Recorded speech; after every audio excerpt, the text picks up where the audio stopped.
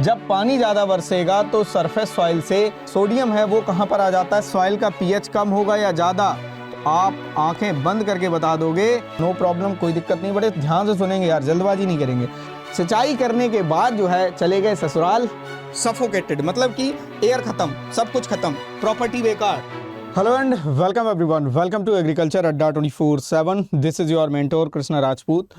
तो जैसा कि सभी लोगों को पता है, साल्ट अफेक्टेड सॉइल का एक पार्ट हम आपको करा चुके हैं। अगर आपने ये वीडियो नहीं देखा है तो आपको इसी यूट्यूब चैनल पर होम पे लास्ट में सबसे स्क्रॉल करोगे तो आपको प्लेलिस्ट मिल जाएगी complete free soil science classes की। अगर आप किसी भी एग्रीकल्चर एग्ज़ाम की तैयारी कर रहे हो और उसमें सॉइल साइंस सब्जेक्ट पूछा जाता है तो ये मान के चलो कि ये क्लास आपके लिए ब्रह्मास्त्र साबित होगी। अगर आपने अपने जीवन में कभी भी सॉइल साइंस नहीं पढ़ा है, या आपको ऐसा लगता है कि सॉइल साइंस इंटरेस्टिंग सब्जेक्ट नहीं है, या ऐसा लगता है कि सॉइल साइंस हमको कभी समझ में नहीं आता है, तो अभी तक सिर्फ 7 लेक्चर हुए हैं। अगर आपने नहीं देखे 7 लेक्चर्स, डे 1 से देखना स्टार्ट करो। 7 लेक्चर है सर, 40 से 45 मिनट क्लास की ड्यूरेशन रहती है, तो आराम से आपको समझ में आ जाएगा। बहुत ही कॉन्सेप्चुअल हमने इसमें पढ़ाया है।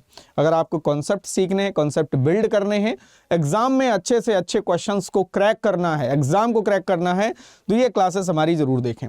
तो चलिए, एक पार्ट हो चुका है जिस पार्ट में हमने आपको क्या बताया, साल्ट अफेक्टेड सॉइल क्या होती है, और साथ ही साथ में इसमें साल्ट कितने प्रकार के पाए जाते हैं या साल्ट कितने प्रकार के होते हैं, साल्ट अफेक्टेड सॉइल का फॉर्मेशन कैसे होता है, जिसमें हमने आपको 2 प्रोसेस बताई हैं, जिसमें 2-3 और बाकी हैं जो सिगमंड ने दी हैं, सैलिनाइजेशन और एल्कलिनाइजेशन। तो कंप्लीट ये वीडियो देखना है अगर आपको कोई चीज़ समझ में नहीं आई है। और हाँ, इस क्लास का फीडबैक जो है ज़रूर देना है, आपको ये क्लास कैसी लगी। ठीक है, पहले आप क्या सोचते थे इस टॉपिक के बारे में, सब्जेक्ट के बारे में, अब क्या सोचते हैं, अब क्या मतलब आपके दिमाग में रहता है। ठीक है, हमारी क्लासेस पसंद आती हैं या नहीं आती हैं, इन सभी के बारे में हम चर्चा करेंगे। राइट, चलिए तो डीसैलिनाइजेशन समझते हैं। डीसैलिनाइजेशन क्या है? देखो, नाम से ही पता चल रहा है, डीसैलिनाइजेशन का मतलब है सैलिनाइजेशन का उल्टा। ठीक है, सैलिनाइजेशन का उल्टा। सैलिनाइजेशन में क्या था, एक बार हम रिवाइज कराते हैं, ध्यान से सुनना इधर दोस्त। सैलिनाइजेशन में हमने क्या बताया था, सैलिनाइजेशन में हमने क्या बताया था, जो सॉल्युबल न्यूट्रल साल्ट हैं वो एक्यूमुलेट हो जाते हैं, या हम ऐसे कह सकते हैं एक्यूमुलेशन ऑफ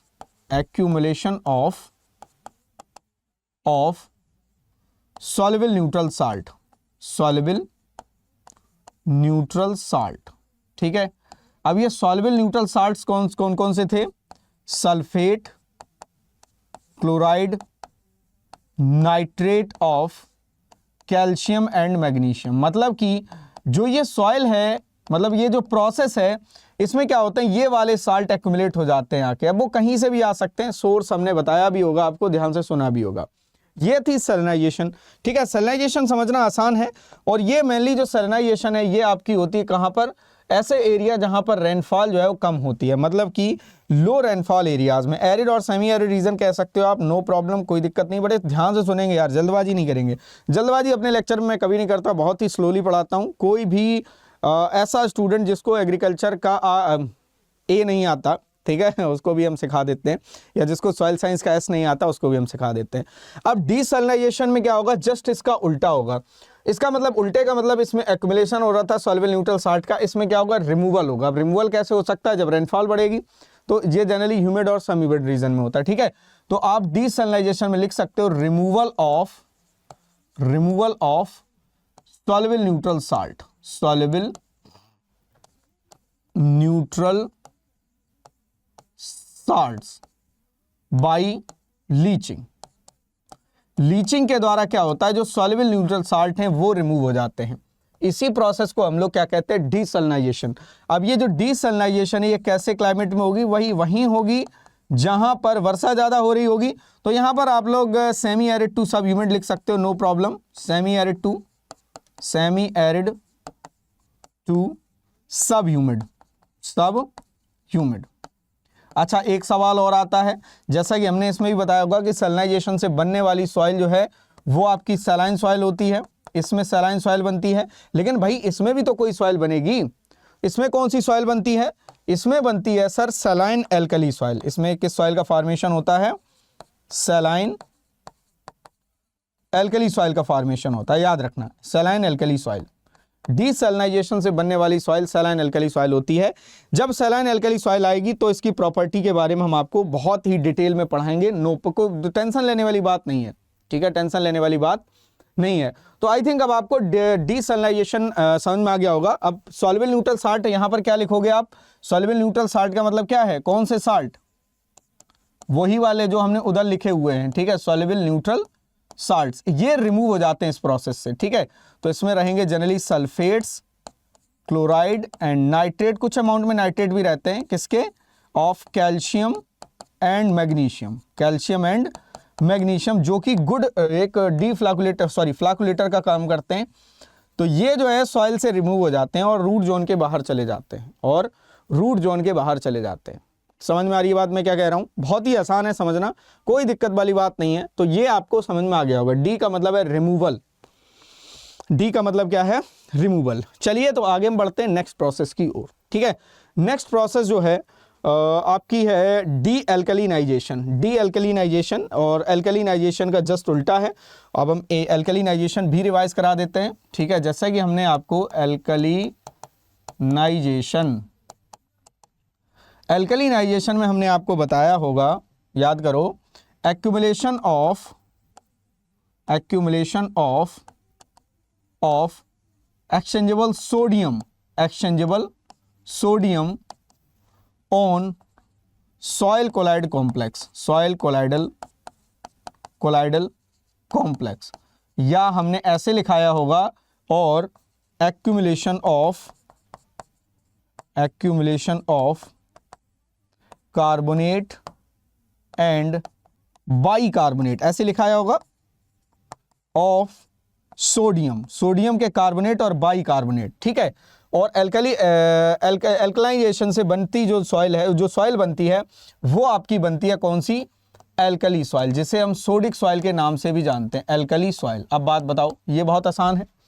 अब एल्कलिनाइजेशन का जस्ट उल्टा है डी एल्कलिनाइजेशन, दिख रहा है आपको? डी एल्कलिनाइजेशन, इसका मतलब क्या है कि इसमें सोडियम आयन जो है एक्युमुलेट नहीं होगा, इसमें सोडियम आयन होगा रिमूव। क्या होगा? रिमूव। तो यहां पर लिख सकते हो रिमूवल ऑफ एक्सचेंजेबल सोडियम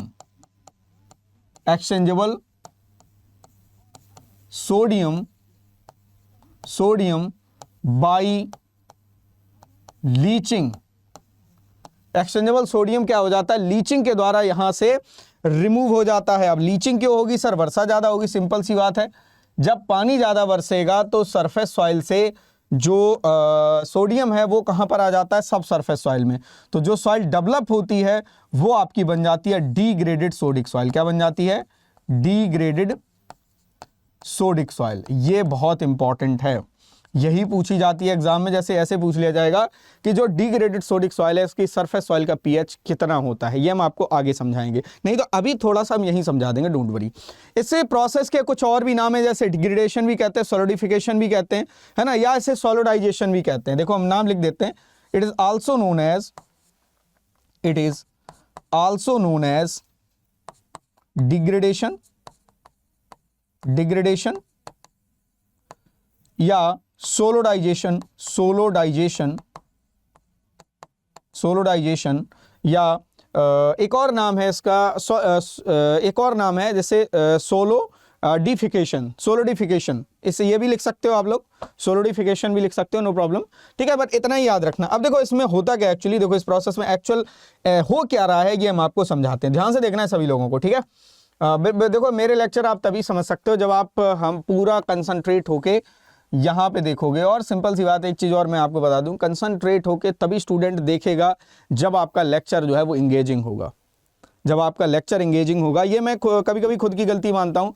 जैसे हमारे कभी कभी ऐसा होता है कि स्टूडेंट को इंटरेस्ट नहीं आता उस पर्टिकुलर लेक्चर में, तो कभी कभी मुझे भी लगता है कि शायद मैंने कोई कमी छोड़ी होगी। हम हमेशा तुम्हें गलती नहीं देते हैं, ठीक है। अब यहाँ पे ध्यान से देखना, यहाँ पर हम दो सॉइल बनाते हैं, एक सरफेस सॉइल, एक सब सरफेस सॉइल। हमने कह दिया ये सॉइल है और ये एक लेयर बना दी हमने कह दिया इस लेयर के नीचे वाली है सॉइल सब सरफेस मतलब नीचे वाली मृदा, सब सरफेस सॉइल, ठीक है, ध्यान से देखना इधर। और इसको हमने कह दिया सरफेस सॉइल। अब हुआ क्या था इसमें डी एल्कलिनाइजेशन में, इसमें क्या हुआ था, जो एक्सचेंजेबल सोडियम था ऊपर, एक्सचेंजेबल सोडियम था, एक्सचेंजेबल सोडियम किसी तरह जो है लीच करके कहाँ आ गया, लोअर लेयर में, ठीक है।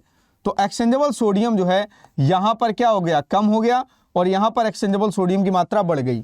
अब एक्सचेंजेबल सोडियम की वजह से ही पीएच ज्यादा था, मतलब कि अगर देखोगे एल्कलिनाइजेशन में जो सॉइल डेवलप हो रही है एल्कली सॉइल, इसका पीएच मोर देन 8.5 है, और इसका पीएच मोर देन 8.5 इसलिए होता है क्योंकि इसमें सोडियम के कार्बोनेट और बाइकार्बोनेट पाए जाते हैं, या एक्सेसिव अमाउंट में हम कह सकते हैं सोडियम पाया जाता है, ठीक है। अब इस प्रोसेस में क्या हुआ, उल्ट मतलब पहले वो हुई, फिर उसके बाद मान लो किसी सॉइल में ये हो गई, तो क्या हुआ कि जो सोडियम था वो लीच करके कहां आ गया, लोअर लेयर में, ऊपर से नीचे। यहां पर सोडियम की मात्रा कम हो गई, यहां पर बढ़ गई, तो यहां पर सॉइल का जो पीएच है वो क्या हो जाएगा, 6 हो जाएगा, मतलब कि एसिडिक हो जाएगा, और यहां का पीएच जो है वो बढ़ जाएगा, यहां का पीएच हो जाता है 8। तो यही पूछा जाता है कि जो डीग्रेडेड सोडिक सॉइल है, डीग्रेडेड जो इससे बनी है, डीग्रेडेड सोडिक सॉइल है, उसकी सरफेस सॉइल का जो पीएच है वो एसिडिक होता है, बेसिक होता है, या कितना होता है। तो सरफेस सॉइल का पीएच 6 और सब सरफेस सॉइल का पीएच 8 होता है। ऐसी सॉइल का मतलब ये किस सॉइल का, कि ऐसी सॉइल जो डी अल्कलिनाइजेशन प्रोसेस से डेवलप हुई हैं। एक लास्ट प्रोसेस और है रिग्रेडेशन। रिग्रेडेशन में क्या होता है वो सुन लो, बहुत ज्यादा इंपॉर्टेंट नहीं है, बस ऐसे ही है। जिस सॉइल में ऑलरेडी एक बार डिग्रेडेशन हो चुका है, उस सॉइल में, जिस सॉइल में डिग्रेडेशन हो चुका है, उसमें से दोबारा उस सॉइल में अगर दोबारा से साल्ट एक्युमुलेट हो जाते हैं आके, तो वो प्रोसेस क्या कहलाएगी, रिग्रेडेशन कहलाएगी। क्या कहलाएगी, रिग्रेडेशन कहलाएगी। आई थिंक अब आपको क्लियर हो गया होगा बहुत ही अच्छे तरीके से। बताओ समझ में आ गया सभी को, समझ में आ गया सभी को? बहुत आसान है यार, आसान है, कोई इसमें टेंशन लेने वाली बात ही नहीं है। अब हम देखो आपको समझाएंगे कैरेक्टरिस्टिक्स। अब हम समझाएंगे आपको कैरेक्टरिस्टिक्स, किसके कैरेक्टरिस्टिक्स, जो आपकी साल्ट अफेक्टेड सॉइल है। अब साल्ट अफेक्टेड सॉइल में क्या क्या आएगा ये हम आप एक बार रिव्यू कराते हैं आपको, ठीक है। अब इसमें हम क्या क्या बताएंगे आपको, ध्यान से देखेंगे, नोट्स बनाते रहेंगे सर। और हाँ, अगर आपको ये वाला नोट्स चाहिए, मीन्स कुछ स्टूडेंट ऐसे भी होंगे जो लोग चाहते होंगे कि सर अपना जो आप जो बोर्ड पे लिखते हो, डिजिटल बोर्ड पे जो आपको दिख रहा है, ये हमको मिल जाए तो ज़्यादा बढ़िया रहे। तो अगर आपको भी ये नोट्स चाहिए जो हम यहाँ पर बोर्ड पे लिखते हैं, जिन जिन लोगों को चाहिए वो कमेंट बॉक्स में ज़रूर बताएंगे कि सर हमको चाहिए। फिर हम आपको अगली क्लास में बताएंगे कि ये आपको कैसे मिलेगा, कहाँ पे मिलेगा, कैसे हम इसे डाउनलोड कर सकते हैं। डोंट वरी, सब आपके लिए है सर। जो हमें आता है मैं चाहता हूँ कि वो आप तक पहुँचे, किसी भी तरह पहुँचे, डायरेक्टली इनडायरेक्टली। भाई हम क्या करेंगे यार, हम क्या करेंगे, हमें तो आता ही है, हम तो कभी भी डिज़ाइन बना के से कर देंगे, तो आपको दे देंगे या कभी भी पढ़ा देंगे। ये आपको अगर चाहिए, ठीक है, अगर आप ये फॉर्मेट चाहते हो तो आप लोग कमेंट जरूर करेंगे, ठीक है, कि हमें चाहिए। वो हम आपको बताएंगे अगली क्लास में, जो इसका 3rd लेक्चर आएगा उसमें हम आपको बताएंगे। करेक्ट है, चलिए आगे बढ़ते हैं।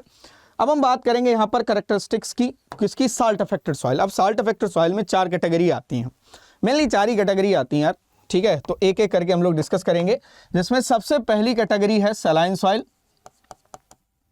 Saline soil. दूसरी कैटेगरी है एल्कली सॉइल, एल्कली सॉइल। तीसरी कैटेगरी है सैलाइन एल्कली सॉइल। चौथी कैटेगरी है, 4th category is degraded sodic soil, degraded sodic soil, degraded sodic soil. अब ध्यान से सुनना, अब ये 4 कैटेगरी हमने ये देख लिया। अब देखो इनडायरेक्टली आपने ये तो सीख ही लिया होगा, आपने इनडायरेक्टली ये तो सीख लिया होगा कि इनका जो फॉर्मेशन है वो कैसे होता है, इनका फॉर्मेशन जो है वो कैसे होता है, ये तो आपने सीख ही लिया होगा, ठीक है। क्योंकि सैलाइन सॉइल का जो फॉर्मेशन है वो सैलिनाइजेशन से होता है। एल्कली सॉइल का फॉर्मेशन देखो हम यहाँ पर लिख देते हैं, ठीक है, रिविजन हो जाएगा यार आप लोगों का। देखो इसका फॉर्मेशन होता है सैलिनाइजेशन से, सैलिनाइजेशन से, ठीक है। इसका फॉर्मेशन होता है एल्कलिनाइजेशन से, एल्कलिनाइजेशन से। और इसका जो फॉर्मेशन है वो डीसैलिनाइजेशन से होता है, सभी को पता है, ये लिखा चुके हैं, ठीक है, प्रोसेस से। और इसका जो फॉर्मेशन है ये होता है डी एल्कलाइजेशन से। किससे? डी एल्कलिनाइजेशन। ये सभी जो हैं, ये सभी जो हैं ये सॉइल फॉर्मेशन प्रोसेस हैं, सॉइल फॉर्मिंग प्रोसेस, याद रखना। और ये हम आपको एक लेक्चर में पढ़ा चुके हैं। इसी सीरीज में पूरा कंप्लीट सॉइल फॉर्मेशन, कैसे सॉइल का फॉर्मेशन होता है सर, 3 लेक्चर हैं, बहुत ही इंपॉर्टेंट हैं, डीप में हमने पढ़ाया है, बहुत ही अच्छे से समझाया है। अगर आप उसको पढ़ना चाहते हो, समझना चाहते हो, तो वो वाला लेक्चर जो है, वो 3 लेक्चर जो है वो जरूर देखें, ठीक है। अब देखो, अब इसमें हम क्या क्या डिस्कस करेंगे, ये भी इंपॉर्टेंट है सर, ये भी एक बहुत ही बड़ा विषय है, ठीक है। अब देखो, इन सभी सॉइल का हम आपको क्या क्या बताने वाले हैं, ये हम आपको ओवरव्यू दे देते हैं, ठीक है।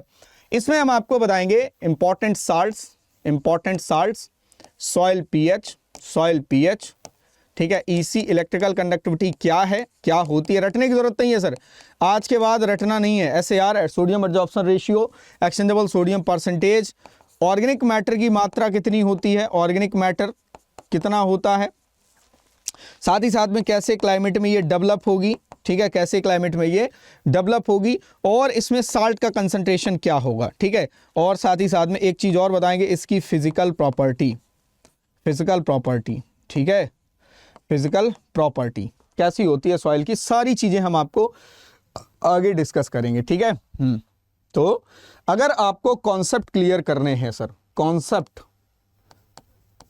तो इस क्लास से बेहतर आपको कहीं नहीं मिलेगा। इवन अगर आप कहीं का पेड कोर्स भी खरीदते हो, पेड कोर्स, मैं ये चैलेंज दे के कह सकता हूं कि पेड कोर्स में आपको इस तरह की क्वालिटी कोई नहीं देगा, ठीक है। तो कुछ स्टूडेंट जो है वो सिर्फ इसलिए, मतलब कि मतलब उनके दिमाग में होता है कि सर हमारे पास पैसा नहीं है, हम पढ़ नहीं पा रहे हैं, या तरह तरह की चीज़ें होती हैं दिमाग में। मैं मान सकता हूँ यार, अगर आप पढ़ना चाहते हो ना एक्चुअली, और इंटरनेट का इस समय ज़माना है, देखो इंटरनेट का ज़माना है, आपको हर चीज़ ना इंटरनेट पे अवेलेबल है, अगर आप ढूंढना चाहो तो। अगर आप थोड़ी सी मेहनत करना चाहो ना, चुटकी बजाते ही वो चीज़ आपके पास होगी, जैसे मेरी क्लास, ठीक है। और ये एक चीज़ और, कुछ मतलब जब से मैंने ये सीरीज स्टार्ट की है, बेसिकली मैं इसे रेगुलर नहीं कर पा रहा हूँ, बिकॉज ये रिकॉर्डेड सेशंस हैं और इतना ज़्यादा टाइम नहीं मिल पाता। बस जैसे ही मुझे 1 घंटे के लिए टाइम मिलता है, जब भी मुझे टाइम मिलता है, मैं इसकी एक रिकॉर्डिंग कर देता हूँ, और मैं कोशिश करूँगा कि आपको ये हफ्ते में कम से कम 4 दिन तो ये रिकॉर्डिंग मिले, ठीक है। और बहुत जल्दी जो है वो सॉइल साइंस का सिलेबस जो है हम इसमें कवर कर लेंगे, डोंट वरी, ठीक है। तो चलिए एक एक करके हम लोग डिस्कस करते हैं।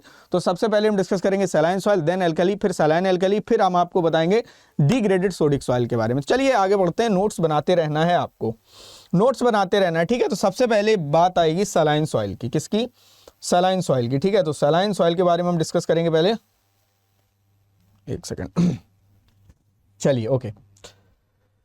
सैलाइन सॉइल, अब देखो सैलाइन सॉइल जो है, सैलाइन सॉइल में जो साल्ट होते हैं वो कौन से होते हैं, डोमिनेंट साल्ट कौन से होते हैं, dominant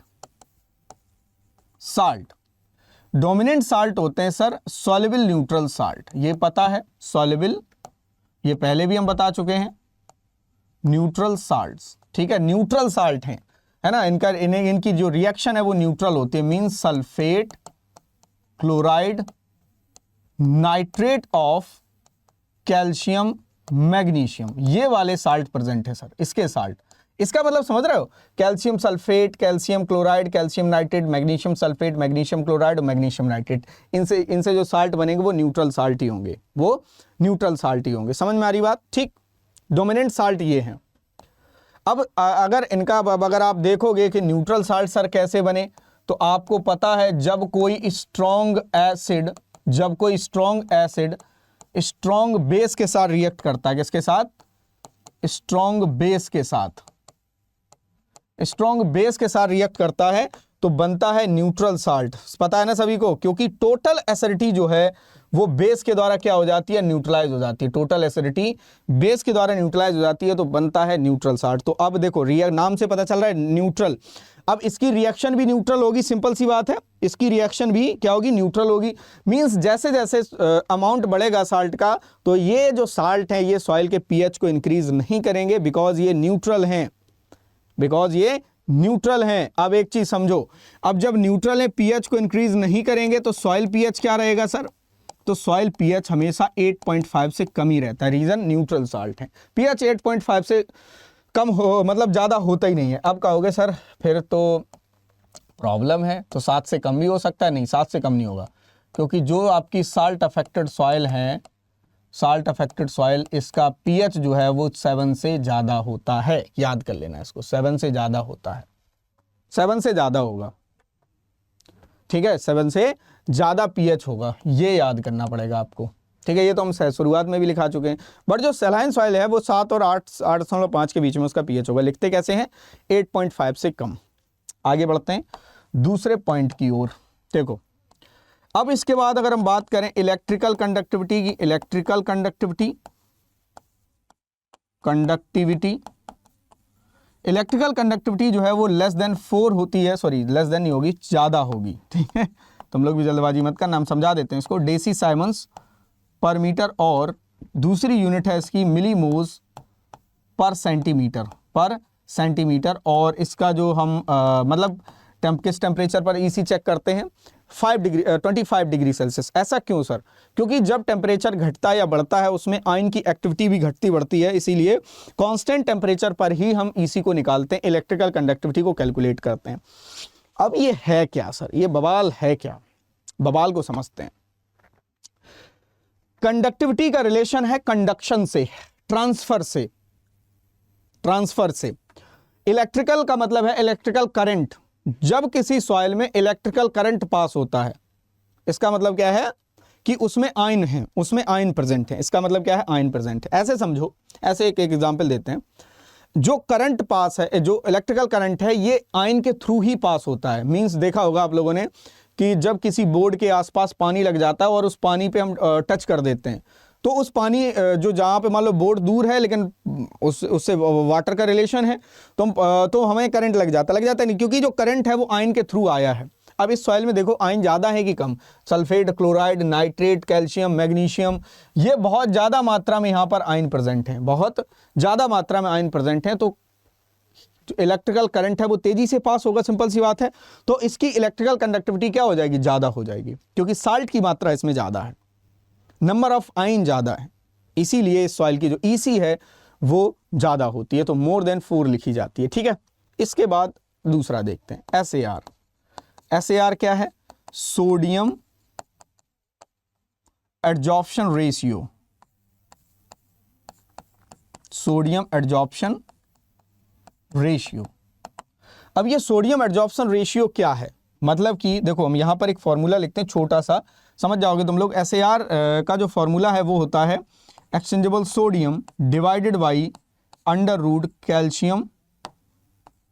calcium plus magnesium divided by 2। मतलब कि किसी भी सॉइल में सोडियम और कैल्शियम मैग्नीशियम का रेशियो, तो अगर आप इस सॉइल को देखोगे, इसमें जो साल्ट देखोगे, तो क्या इसमें सोडियम की मात्रा ज़्यादा है? नहीं है। सोडियम के कंपैरिजन में कैल्शियम मैग्नीशियम की मात्रा ज़्यादा है। क्लियर? तो रेशियो क्या हो जाएगा? सोडियम एडजॉर्प्शन रेशियो कम हो जाएगा, सिंपल सी बात है। तो इस सॉइल का जो सोडियम एडजॉर्प्शन रेशियो है वो कितना होता है? 13 से कम होता है। मतलब एक फिक्स वैल्यू रखी गई है 13, उससे कम होगा। बहुत ही आसान है यार समझना, क्योंकि सोडियम है ही नहीं, ज़्यादा है ही नहीं। ये देखो IBPS AFO में भी एक बार सवाल न्यूमेरिकल पूछा गया था सोडियम एडजॉर्प्शन रेशियो से, उसमें एक्सचेंजेबल सोडियम की मात्रा दी थी, कैल्शियम मैग्नीशियम की दी थी, और पूछा गया था कि sodium adsorption ratio actually soil का कितना होगा या क्या होगा, ठीक है।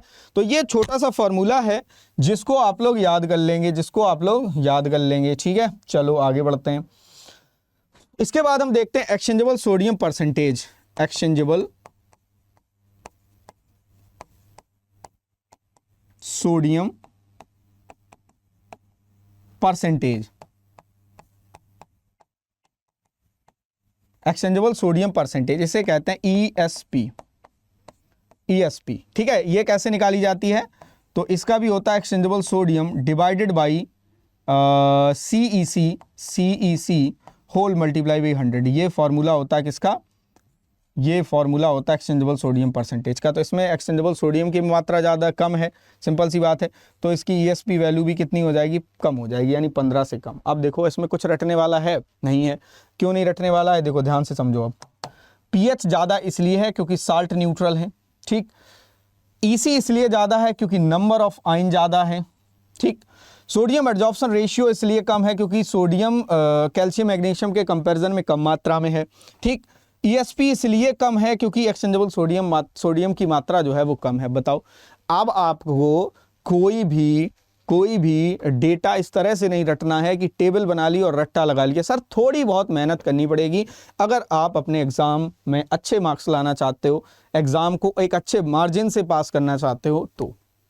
नहीं तो रटवाने वाले यार कहीं भी मिल जाएंगे तुम्हें, लाइनें कहीं भी मिल जाएंगी, किताब कहीं भी मिल जाएगी, नोट्स कहीं भी मिल जाएंगे, एक्सप्लेनेशन आपको कहीं फ्री में नहीं मिलेगा। इसके लिए आपको बहुत ज़्यादा मात्रा में पे करना पड़ेगा।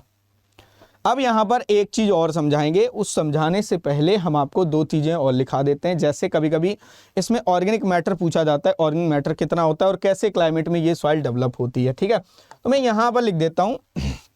हाँ, तो यहाँ पर हमने लिख दिया ऑर्गेनिक मैटर, शॉर्ट में लिख दिया OM। तो OM जो है वो कितना होता है 0.4% होता है, कितना समथिंग 0.4%। और ये जो सॉइल है ये कैसे क्लाइमेट में डेवलप होती है, तो एरिड और semi arid region, arid and semi arid region, arid और सेमी एरिड रीजन जहां पर एनुअल रेनफॉल 500 mm से कम होती है, जहां पर एनुअल रेनफॉल 500 mm से कम होती है वहां पर ये सॉइल डेवलप होती है, वहां पर ये सॉइल जो है डेवलप होती है। क्लियर? जहां पर ये सॉइल डेवलप होती, मतलब कम, जहां पर कम रेनफॉल होगी वहीं पर ये सॉइल डेवलप होगी। अब एक चीज़ और समझो, ये बहुत इंपॉर्टेंट है और अक्सर लोग जो है इसे समझने में थोड़ी सी मिस्टेक करते हैं और कुछ लोग समझा भी नहीं पाते हैं, ये भी हम मानते हैं, इस चीज़ को भी मानते हैं। ठीक है, देखो एक प्रोसेस सुनी होगी आप लोगों ने, फ्लॉकुलेशन। फ्लॉकुलेशन, आप ध्यान से सुनना, फ्लॉकुलेशन क्या है। ठीक है, ये बहुत इंपॉर्टेंट है क्योंकि ये हर सॉइल में ये वर्ड यूज होगा, फ्लॉकुलेशन। अब देखो नाम से तो पता चल रहा है फॉर्मेशन ऑफ फ्लॉक्स, नाम से पता क्या चल रहा है कि फॉर्मेशन ऑफ फ्लॉक्स। ये अच्छी क्वालिटी में देखना है ना, हाँ क्लास है ना, 144 पिक्सल मत देखना नहीं तो ये क्या लिखा हुआ है समझ में नहीं आएगा तुम्हें। फ्लॉक्स का मतलब होता है ग्रुप, किसी भी सॉइल पार्टिकल का ग्रुप। अब इसमें सॉइल पार्टिकल, अब आपको सॉइल पार्टिकल्स तो पता ही है, और उसमें प्राइमरी सॉइल पार्टिकल्स जो हैं वो 3 होते हैं। ध्यान से सुनना, प्राइमरी सॉइल पार्टिकल्स कौन कौन से होते हैं सर, कौन कौन से होते हैं? सैंड होता है जो सबसे बड़ा है, उससे छोटा है सिल्ट, और उस सबसे छोटा है क्ले। ये सॉइल पार्टिकल हैं जिन्हें प्राइमरी सॉइल पार्टिकल के नाम से हम जानते हैं। ठीक है, सैंड, सिल्ट और क्ले। जब ये आपस में जुड़ने लगते हैं या इकट्ठे होते हैं, इसको हम कहते हैं फ्लॉक, ग्रुप। और जब ये आपस में जुड़ के कोई एक स्ट्रक्चर बना लेते हैं, दैट इज कॉल्ड एग्रीगेट। अगर आप मिट्टी उठाओ ऐसे, तो उसमें कई आपको ढेले दिखाई देंगे, कंकड़, मतलब कंकड़ टाइप के बने हुए दिखाई देंगे, ढेले, जिन्हें क्लॉड वगैरह एग्रीगेट बोल देते हैं। ठीक है, तो इसी प्रोसेस को हम लोग कहते हैं flocculation. Formation of flocs is the process of formation of flocs is known as flocculation. Flocs क्या है? जनरली ग्रुप्स है। अब ये जो फ्लॉकुलेशन है ये क्या होती है? ये फर्स्ट स्टेप होती है, first step of aggregate formation. Aggregate क्या है? एक स्ट्रक्चर है। यहां पर लिख देता हूं मैं, यहां पर आधा ये लिखा हुआ एग्रीगेट फॉर्मेशन। एग्रीगेट फॉर्मेशन की ये पहला स्टेप है, मतलब कि पहले फ्लॉक बनेगा तब जाके एग्रीगेट बनेगा। अब आपको एग्रीगेट तो पता ही होंगे, एक तो नेचुरल एग्रीगेट होता है जिसे पैड कहते हैं, और एक आर्टिफिशियल होता है जिसे क्लॉड कहते हैं। पैड जो है नेचुरल होता है, जैसे जब हम प्लॉइंग करते हैं तो जो छोटे छोटे बनते हैं, है ना, भुरभुरे, ऐसे मतलब छोटे छोटे रेवड़ी टाइप की, दैट इज कॉल्ड पैड। और जो बड़े बड़े ढेले बनते हैं, लड़ाई झगड़े में यूज़ किए जाते हैं ना, बड़े बड़े पटक दिया सर पे, तो वो जो है वो होते हैं क्लॉड। वो बनते कब हैं? वो आर्टिफिशियल इसलिए बोले जाते हैं बिकॉज हमारी वजह से बनते हैं वो। जैसे जब ड्राई सॉइल में अगर आप प्लॉइंग कर दोगे, तो सिंपल सी बात है, बड़े बड़े ढेले तो बनते ही जाएंगे। जैसे हमारे सर थे ना, जब वो पढ़ाते थे इसको, मुझे अभी भी याद है, ये 11th और 12th की बात है। वो कहते थे कि आपने सिंचाई की खेत में, सिंचाई करने के बाद जो है चले गए ससुराल। अब ससुराल जाने के बाद जो है साली ने रोक लिया, बहुत ज़्यादा आपकी सेवा की, साली ने रोक लिया कि जीजा अभी मत जाओ। तब तक जो है वो आपका खेत सूख जाएगा। जब आप पहुंचे 10-15 दिन बाद, तब तक खेत सूख चुका था। अब आपने उस सूखे खेत में करा दी जुताई, प्लोइंग, ठीक। तो अब उस खेत में जो है क्या बनेंगे? ढेले बनेंगे, जिन्हें हम क्या कहते हैं? आर्टिफिशियल एग्रीगेट, जिन्हें क्लॉड कहा जाता है। ठीक है, तो इस कहानी के माध्यम से आप भी समझ सकते हो ठीक है, जब सॉइल ड्राई होती है, जब सॉइल ड्राई होती है तब बनता है क्लॉड। बहुत आसान है इसको समझना, एक सेकेंड, बहुत आसान है समझना, ठीक है। तो एग्रीगेट फ्लॉक्स बन गए। फ्लॉकुलेशन क्या होता है और ये क्या है, एक्चुअली फर्स्ट स्टेप है एग्रीगेट फॉर्मेशन का। अब हम जो समझाना चाह रहे हैं वो समझो। यहां पर एक गुड फ्लॉकुलेटर का काम कौन कौन से एलिमेंट करते हैं, कब एलिमेंट जब कब सॉइल आपस में जुड़ेगी, कब आपस में एग्रीगेट बनाएगी, तो इसमें एक काम करते हैं आपके एल्युमिनियम आयन, ये याद कर लेना, एल्युमिनियम आयन, कैल्शियम आयन, ठीक है, hydrogen ion and magnesium ion, ये होते हैं अच्छे फ्लॉकुलेटर, मतलब ये फ्लॉक्स बनने में मदद करते हैं। अब ये क्यों करेंगे, कैसे करेंगे, ये मैं आपको धीरे धीरे समझाता हूं, ठीक है। देखो ध्यान से, ये मान लो क्ले पार्टिकल है, अरे भाई साहब बन क्यों नहीं रहे हो, ये क्ले पार्टिकल है, ये क्या है, क्ले पार्टिकल है। अब आपको पता है कि भैया क्ले है तो क्ले पार्टिकल नेगेटिव चार्ज होता है कि नहीं, मानते हो इस बात को। क्ले पार्टिकल क्या होता है, नेगेटिव चार्ज होता है, पॉजिटिव नहीं होता। इसके ऊपर कौन सा चार्ज होता है, नेगेटिव। ऐसे मैं कई बना दे रहा हूं जिससे कि आपको याद हो जाए, ठीक है। अब आप एक बात बताओ, जब आप पार्टिकल, जब क्ले आपस में पास में आएंगे तो नेगेटिव नेगेटिव तो एक दूसरे से रिपेल करते हैं, एक दूसरे में क्या होता है, रिपल्सन होता है। तो ये क्ले पार्टिकल क्या होंगे, आपस में दूर भागेंगे। जब ये आपस में दूर भागेंगे तो ऑब्वियस सी बात है आपस में एग्रीगेट तो बनेगा ही नहीं। मतलब सॉइल पार्टिकल कैसे जुड़ जाएगा भाई, क्ले से जुड़ना है और दोनों ही नेगेटिव है, तो कैसे जुड़ जाएगा, ये कैसे एग्रीगेट बना लेगा, क्या जबरदस्ती चिपका देंगे सर, ऐसे थोड़ी होता है। आपने एक एग्जांपल और देते हैं, चुंबक, बचपन में आपने 2 चुंबक तो होंगे आपके पास, अरे सब खेलते थे यार गाँव में है ना, और सब गाँव के ही हैं। तो आपने देखा होगा कि जब नेगेटिव नेगेटिव आपस में सामने आता था चुंबक के मैग्नेट, तो एक मैग्नेट दूसरे को भगाती थी या एक दूसरे से दोनों दूर भागते थे, क्योंकि जब सेम चार्ज सामने आ जाता है एक दूसरे के, ठीक है। तो अब सर ये आपस में जुड़ेंगे कैसे, अब ये किसी न किसी मतलब कि क्ले जो है किसी न किसी को अपने ऊपर एब्जॉर्ब करेगी, मतलब अपने पॉजिटिव आयन को रोकेगी, तब जाके ये नेगेटिव आयन का इंपैक्ट खत्म होगा। तो यहां पे क्या होता है, जैसे एल्युमिनियम आ गया, एल्युमिनियम एब्जॉर्ब हो गया, तो एक आयन मतलब कि जितने भी एल्युमिनियम चार्ज हैं वो नेगेटिव आयन को क्या कर देते हैं, सेटिस्फाई। तो जब इस पे आयन एब्जॉर्ब हो जाता है, कैल्शियम एब्जॉर्ब हो जाएगा, हाइड्रोजन एब्जॉर्ब हो जाएगा, तो क्ले का नेगेटिव आयन का जो इंपैक्ट है वो खत्म हो जाएगा, मतलब कि अब खत्म हो गया। अब आपस में ये जुड़ सकते हैं, मतलब कि आपस में फ्लॉक्स बना सकते हैं। तो ये एलिमेंट जो है वो गुड फ्लॉकुलेटर का काम करते हैं। उम्मीद है कि तुम लोगों को ये समझ में आ गया होगा। अब डी फ्लॉकुलेटर का काम कौन करेगा, ये भी मैं यहां पे लिख देता हूं, डी फ्लॉकुलेशन, ठीक है, ये भी शायद काम आ जाए आपके, फ्लॉकुलेशन। अभी और इसकी इंपॉर्टेंस और समझाएंगे हम आपको। डी फ्लॉकुलेशन में सर क्या होगा, अच्छा एक चीज और यहां पर हम और बता देते हैं आपको। फ्लॉकुलेशन में ध्यान से देखना इधर, ठीक है। जब सॉइल में फ्लॉक्स बनते हैं तो एग्रीगेट प्रॉपरली बन जाते हैं। जैसे मैंने ये बना दिया एग्रीगेट, यहां पर हम कुछ एग्रीगेट बना देते हैं, ठीक है, ध्यान से देखते रहना। यहां पर हम कुछ एग्रीगेट बना देते हैं। अब हमने यहां पर एग्रीगेट बना दिए, ठीक है, यहां पर 2 एग्रीगेट बना दिए, और यहां पर एग्रीगेट में, ये एग्रीगेट में क्या होता है, एग्रीगेट में होता है माइक्रोपोर, याद कर लेना इसको। माइक्रोपोर में होता है वाटर, और 2 एग्रीगेट के बीच में होता है मैक्रोपोर। क्या होता है, मैक्रोपोर, जिसमें पाई जाती एयर। तो यानी कि जब सॉइल में एग्रीगेट बनेंगे, जब सॉइल में फ्लॉक्स बनेंगे, तब सॉइल कैसी होगी, तब सॉइल में, मतलब तब सॉइल में माइक्रोपोर और मैक्रोपोर दोनों बराबर अमाउंट में पाए जाएंगे। मींस उसमें वाटर का इन्फिल्ट्रेशन भी अच्छा होगा, वाटर की एंट्री भी सही से हो पाएगी, और उसमें एरिएशन भी होगा, और साथ ही साथ में माइक्रोपोर मैक्रो बराबर है, तो एयर और वाटर तो हो गई होगा, सिंपल सी बात है। तो सॉइल अच्छी मानी जाएगी। जो सॉइल फ्लॉकुलेटेड होती है वो सॉइल अच्छी मानी जाती है, क्योंकि उसमें माइक्रोपोर और मैक्रोपोर जो है दोनों पाए जा रहे हैं, जिससे कि माइक्रोपोर में वाटर होल्ड हो सके और मैक्रोपोर में एयर रह सके। ये हमने शायद पहले दूसरे लेक्चर में पढ़ाया है, इनका रोल पढ़ाया होगा, 101% पढ़ाया होगा, ठीक है। तो एक्चुअली ऐसा होता है, जो सॉइल फ्लॉकुलेटेड होगी वो उसकी फिजिकल कंडीशन अच्छी होगी। ओवरऑल आपको ये याद रखना है, ठीक। अब डिस्पर्सल, डी फ्लॉकुलेशन में क्या होता है, dispersal of soil particles, dispersal of soil particle. Soil particle आपस से मतलब कि डिस्पर्स हो जाते हैं, मतलब फैल जाते हैं। देखो यहां पर फैला हुआ बना देते हैं, तो यहां पर क्या होता है, सॉइल स्ट्रक्चर डिस्ट्रॉय हो जाता है, पूरे एग्रीगेट या पूरे सॉइल पार्टिकल एक दूसरे से अलग हो जाते हैं, जिससे हम क्या कहते हैं, डिस्पर्सल या डीफ्लाकुलेशन कहेंगे। क्या कहेंगे?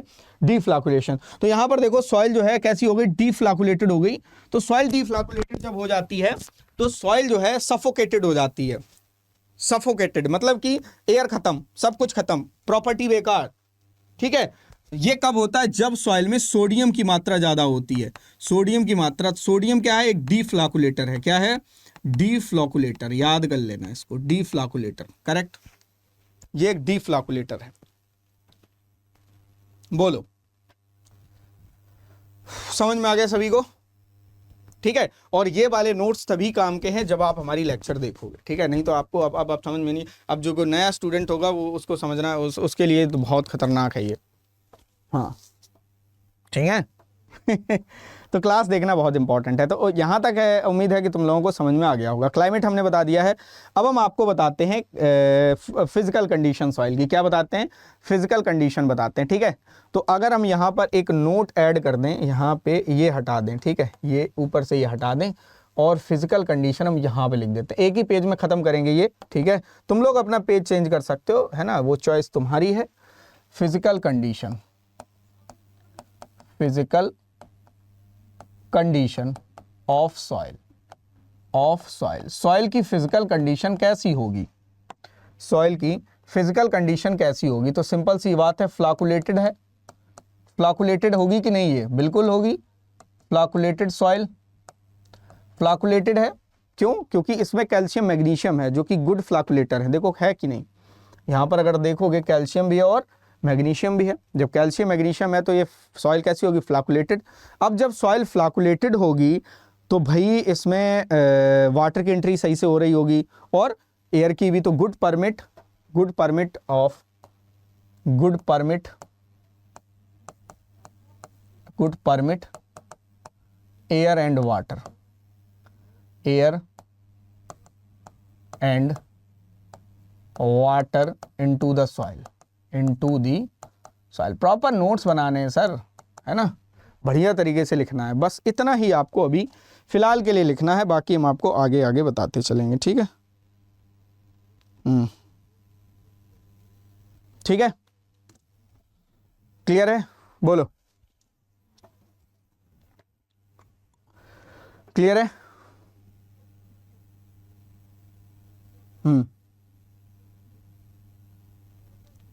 क्लियर।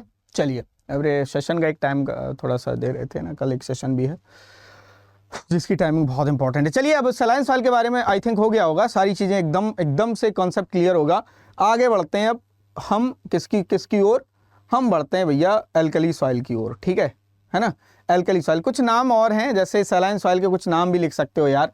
नाम तो पता ही होंगे तुम लोगों को, नहीं बताएं तो कोई बात नहीं, मैं लिख देता हूँ यहाँ पर।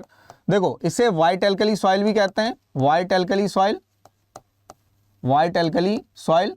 और एक नाम और है इसका, सोलन चाक सॉइल। क्या है? सोलन चाक सॉइल। अब सोलन चाक, देखो व्हाइट एल्कली सॉइल इसको इसलिए कहा जाता है, क्योंकि जब ये सॉइल सरफेस पे साल्ट एक्यूमुलेट होते हैं तो सॉइल सरफेस जो है वो कैसी दिखाई देती है? वाइट, है ना, वाइट क्रस्ट डेवलप हो जाती है, वाइट क्रस्ट बन जाती है, जिसकी वजह से इस सॉइल को वाइट एल्कली सॉइल के नाम से जाना जाता है। ठीक है, और सोलन चाक, चाक जैसा कलर हो जाता है। ठीक है, सोलन चाक अमेरिकन साइंटिस्ट ने नाम दिया था भाई, वाइट एल्कली, है ना।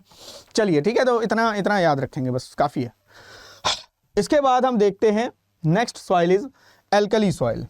अब देखो एल्कली सॉइल क्या है। एल्कली सॉइल के कुछ और भी नाम हैं, जैसे इसे सोडिक सॉइल के नाम से भी जानते हैं। ठीक है, कहीं कहीं सोडिक भी लिखा रहता है, और कहीं कहीं इसे नॉन सलाइन एल्कली सॉइल भी कहते हैं। सलाइन एल्कली सॉइल, ये भी नाम है इसका, एल्कली सॉइल। ठीक है, एक आध और नाम है, जैसे ब्लैक एल्कली सॉइल, ये इंपॉर्टेंट है। ब्लैक, लोकल नहीं लिखा रहे हैं, लोकल नहीं लिखा रहे हैं। ठीक है, जो लोकल अपने देश में अलग अलग स्टेट में यूज़ होते हैं, ये मुझे लगता है कि ये कभी एग्जाम में आते हैं नहीं, तो बेकार में तुम लोग क्यों अपनी कॉपी भरोगे। ठीक है। हाँ, तो कह रहे कि गुरुजी जो है बर्डन बढ़ा रहे हैं ऐसा कुछ। ठीक है, तो आपको ऐसा फील नहीं होना चाहिए। ठीक है, बर्डन टाइप का नहीं लिखना चाहिए, आराम से समझेंगे, कोई दिक्कत वाली बात नहीं। हमने देख लिया उपनाम। अब इसको ब्लैक एल्कली क्यों कहते हैं, तो मैं आपको बता दूं, सिंपल समझो कि इसमें क्या पाया जाए। पहले इसके डोमिनेंट साल्ट लिख देते हैं, डोमिनेंट साल्ट, डोमिनेंट साल्ट्स, ठीक है। तो इसमें क्या होता है, एक्सचेंजेबल सोडियम की प्रॉब्लम होती है, एक्सचेंजेबल सोडियम, ठीक है। इसमें एक्सचेंजेबल सोडियम या और करके लिख सकते हो सोडियम कार्बोनेट, ये हम पहले भी लिखा चुके हैं, और सोडियम बाइकार्बोनेट NaHCO3, ये सोडियम बाइकार्बोनेट होता है। ये इस सॉइल का मेन साल्ट है। क्या है? मेन साल्ट है, मुख्य साल्ट यही है, मुख्य साल्ट यही है सोडियम कार्बोनेट। अगर दोनों ऑप्शन में अलग अलग दिए हो तो आप लोग सोडियम कार्बोनेट लगाओगे आंखें बंद करके, नहीं देख लेना पहले, नहीं ऐसे करोगे गुरुजी अब तो ऑप्शन दिखाई भी नहीं दे रहा, ठीक है। तो सोडियम कार्बोनेट इसका मेन साल्ट है। अब देखो इसमें सोडियम है, देखो क्या है, सोडियम है, इसमें एक्सचेंजेबल सोडियम ज़्यादा है, क्ले के ऊपर एड्जॉर्ब है, ठीक। तो अब एक बात बताओ, सॉइल फ्लाकुलेटेड होगी या डीफ्लाकुलेटेड? तो सॉइल जो है डीफ्लाकुलेटेड होती है, मतलब कि सॉइल पार्टिकल जो है इस सोडियम की वजह से डिस्पर्स हो जाते हैं, क्योंकि जब सोडियम एब्जॉर्ब करता है क्ले पार्टिकल, तो क्ले पार्टिकल के ऊपर पाया जाने वाला चार्ज, नेगेटिव आयन चार्ज जो है उसका इम्पैक्ट खत्म नहीं होता है। तो क्ले पार्टिकल सोडियम के होने के बाद भी नेगेटिव चार्ज की तरह बिहेव करता है, तो जिसकी वजह से कोई भी सॉइल पार्टिकल इससे अटैच नहीं हो पाता। तो ये सबको फैला देता है, एक दूसरे से अलग कर देता है, मतलब जैसे रेत दिखाई देती है वैसे अलग अलग हो जाते हैं पार्टिकल। अब सर प्रॉब्लम ये है कि भैया अब आप कहोगे गुरुजी अब ब्लैक क्यों है? क्योंकि इसमें पाया जाने वाला ऑर्गेनिक मैटर लीच करके लोअर लेयर में आ जाता है, वो उसमें भी डिफ्लाकुलेशन हो जाता है, लोअर लेयर में आ जाता है, और लोअर लेयर का जो कलर है वो कैसा हो जाता है? ब्लैक, ठीक है। इसीलिए इस सॉइल को नाम दिया गया है ब्लैक एल्कली सॉइल। क्या नाम दिया गया? Black alkali soil. जबकि वाइट एल्कली सॉइल के केस में क्या था कि जो सरफेस कलर था सॉइल का वो कैसा था? वाइट था। वाइट सरफेस का कलर क्यों था? क्योंकि सॉल्युबल न्यूट्रल साल्ट थे, वो जमा हो गए, ऊपर से सफेद दिखाई देने लगी। तो उम्मीद है कि ये आपको समझ में आ रहा होगा बहुत ही बढ़िया तरीके से, कोई दिक्कत वाली बात यहाँ तक तो नहीं होनी चाहिए, ठीक है। डोमिनेंट साल्ट हमने समझ लिया। अब आपको पता है कि सर ये जो दोनों साल्ट लिखे हुए हैं ना भाई साहब, ये दोनों साल्ट जो लिखे हुए हैं ये कैसे साल्ट हैं? ये हैं बेसिक साल्ट। बेसिक साल्ट, इनका नेचर कैसा है? बेसिक, मतलब कि जैसे जैसे बेसिक साल्ट का अमाउंट सॉइल में बढ़ेगा वैसे वैसे सॉइल पीएच भी बढ़ेगा। मींस अगर मैं आपसे ये कह दूं कि सर इस सॉइल का पीएच कम होगा या ज़्यादा, तो आप आंखें बंद करके बता दोगे कि सर साल्ट बेसिक हैं तो पीएच भी ज़्यादा होगा, 8.5 होगा, इससे तो कम ही नहीं होगा, 8.5 होगा। क्लियर? चलिए, तो ये 8.5 जो है इसका सॉइल का पीएच होता है, याद रखेंगे। अब दूसरा देख लेते हैं, इलेक्ट्रिकल कंडक्टिविटी देख लेते हैं सर। इलेक्ट्रिकल कंडक्टिविटी यूनिट हम ऑलरेडी लिखा चुके हैं, डक्टिविटी, ठीक है, यूनिट हम लिखा चुके हैं तो बार बार हम नहीं लिखाएंगे, ठीक है। अब एक देखो, नंबर ऑफ आइंस जो है वो इसमें कम होते हैं, नंबर ऑफ आइंस चार्ज जो है वो कम होते हैं, जिसकी वजह से इसकी ईसी जो है वो कम होती है, ज़्यादा नहीं होती। नंबर ऑफ आइंस कम है, आइंस के टाइप कम है, जिसकी वजह से इसकी जो इलेक्ट्रिकल कंडक्टिविटी है वो 4 से कम होती है, इसीलिए कम होती है, और कोई रीज़न है ही नहीं। अच्छा, एक चीज़ और याद रखना, कभी कभी ये भी पूछ लिया जाता है आपके एग्जाम में कि सर ईसी को किसके द्वारा मेज़र करते हैं, तो लिख लेना मेजर्ड बाई किसको? ईसी को, ना कि मुझे, ठीक है। कंडक्टिविटी मीटर या ईसी मीटर कह सकते हो, कंडक्टिविटी मीटर या सोलू ब्रिज करेक्ट है, इसके द्वारा इसको मेज़र किया जाता है। तो ये आप लोग याद कर लेंगे, छोटी सी लाइन है, मुझे नहीं लगता कि इसमें लाइन में ज़्यादा दिक्कत पड़ेगी आपको, ठीक है। चलिए, इसी ज़्यादा हो गई। अब एक बात बताओ मुझे, अगर मैं आपसे कह दूं कि एसएआर ज़्यादा होगा कि कम? एसएआर, तो आप तुरंत कह दोगे सर ज़्यादा होगा। क्यों ज़्यादा होगा? क्योंकि इसमें एक्सचेंजेबल सोडियम की मात्रा कैल्शियम मैग्नीशियम के कंपैरिजन में ज़्यादा है, क्योंकि इसमें मेन प्रॉब्लम ही वही है, सोडियम, तो सोडियम ज़्यादा है, वही तो है सिर्फ। तो इस एसएआर क्या होगा? सोडियम एड्जॉर्प्शन रेशियो जो है वो ज़्यादा हो जाएगा। कैसे निकालेंगे ये हम इसका फॉर्मूला बता चुके हैं। अगर हम बात करें ईएसपी की, एक्सचेंजेबल सोडियम परसेंटेज, ये भी ज़्यादा होगा। एक्सचेंजेबल सोडियम परसेंटेज जो है वो भी क्या होगा? ज़्यादा होगा। बहुत ही आसान है, बहुत ही आसान सी चीज़ें मैं आपको बता रहा हूँ। और किस प्रोसेस से ये सॉइल बनी है सभी को पता है, एल्कलिनाइजेशन से बनी है। किससे बनी है? एल्कलिनाइजेशन से बनी है। ठीक है, अब हम बात कर लेते हैं ऑर्गेनिक मैटर की। ठीक है, ऑर्गेनिक मैटर अगला पॉइंट, इसमें सबसे कम होती है ऑर्गेनिक मैटर 0.1%, और इसकी सबसे खराब यही है सॉइल। मतलब सबसे, अगर आपसे पूछा जाए कि फिजिकल प्रॉपर्टी, केमिकल प्रॉपर्टी किस सॉइल की पुअर है, तो यही है सबसे गई गुजरी सॉइल। ठीक है, सबसे गई गुजरी यही है। ठीक है, अब ये सॉइल जो है कैसे क्लाइमेट में डेवलप होगी या डेवलप होती है, तो क्लाइमेट लिख सकते हो semi arid to sub humid climate. ठीक है, ये लिख लेना आप लोग आराम से। अगर मैं आपसे बात करूं फिजिकल कंडीशन की, तो आप लोग खुद ही बता दोगे। अब physical condition,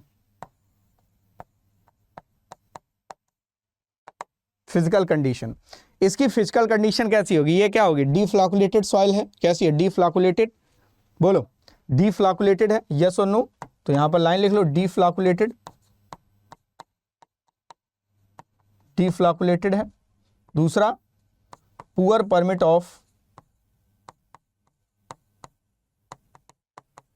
of air and